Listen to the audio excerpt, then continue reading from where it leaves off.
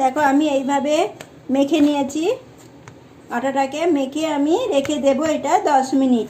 এবার 10 মিনিটের মধ্যে ডিমটা আমি সিদ্ধ করে রেখেছি। দেখো আমি ডিমটাকে কিভাবে তৈরি করে নিই। দেখো আমি 4টে ডিম নিয়েছি।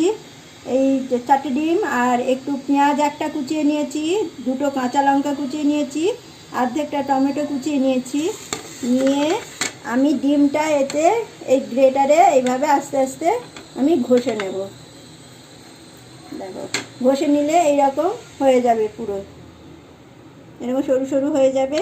এবার এটা আমি কি করে পরোটা বানাবো তোমাদের দেখাচ্ছি। দেখো আমি 4টে পুরো একসঙ্গে ঘষে নিয়ে আমি তোমাদেরকে দেখাচ্ছি।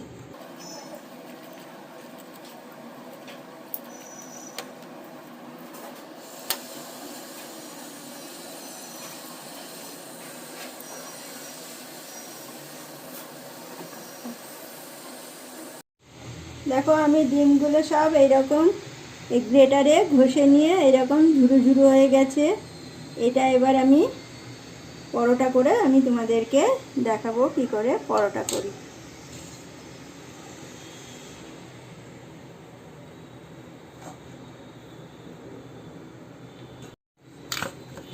এই রুটিটা আমি 10 মিনিট পরে খুলে নিয়েছি। নিয়ে আমি এটাকে আরেকটু এইভাবে মেখে নিচ্ছি, তাহলে এটা খুব সুন্দর রুটিটা মানে পরোটাটা হবে। দেখো আমি লেচিগুলো এইভাবে কেটে নিয়েছি, কেটে গোল পাকিয়ে নিয়েছি। এবার এইগুলো আমি বেলে তোমাদের দেখাচ্ছি। দেখো আমি পরোটাটা কেমন করে করি। দেখো আমি এই ডিমটা এই পুরের মতন এইরকম করে আমি এখানে দিয়ে দিচ্ছি। দিয়ে আমি একটু কাঁচা লঙ্কা, একটু পেঁয়াজ, একটু টমেটো আমি সব এর মধ্যে দিয়ে দিলাম। দিয়ে আমি এটাকে এইভাবে মুড়বো। দেখো এইভাবে মুড়ে নিচ্ছি। এইভাবে চেপে মুড়ে নিয়ে এটাকে এইভাবে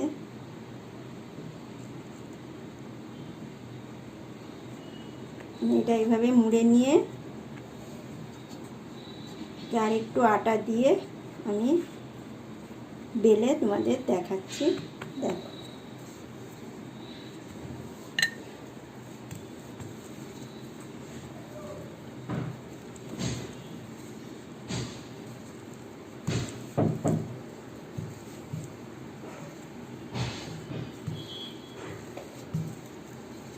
এইভাবে চারকোনাভাবে বেলে নিতে হবে।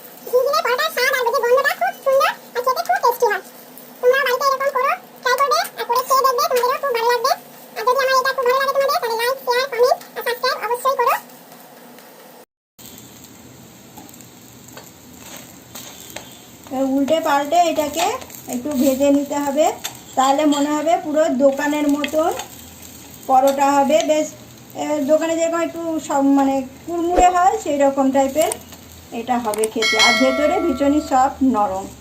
আমি তোমাদের দেখাচ্ছি। দেখো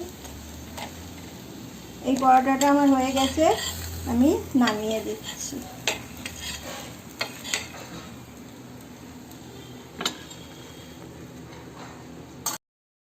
দেখো এই পরোটাটা এরকম 2 আঙুল দিয়েই ভাঙা যাবে, এত নরম আর এত সফট হয়েছে। ওপরটা বেশ সুন্দর মুচমুচ করবে একটু, আর ভেতরে একদম নরম, 2 আঙুল দিয়ে ভেঙে এই দেখো খাওয়া যাবে, এত নরম হয়েছে এটা। এইভাবে আমি তোমাদেরকে ডিমের পরোটা বানিয়ে দেখালাম।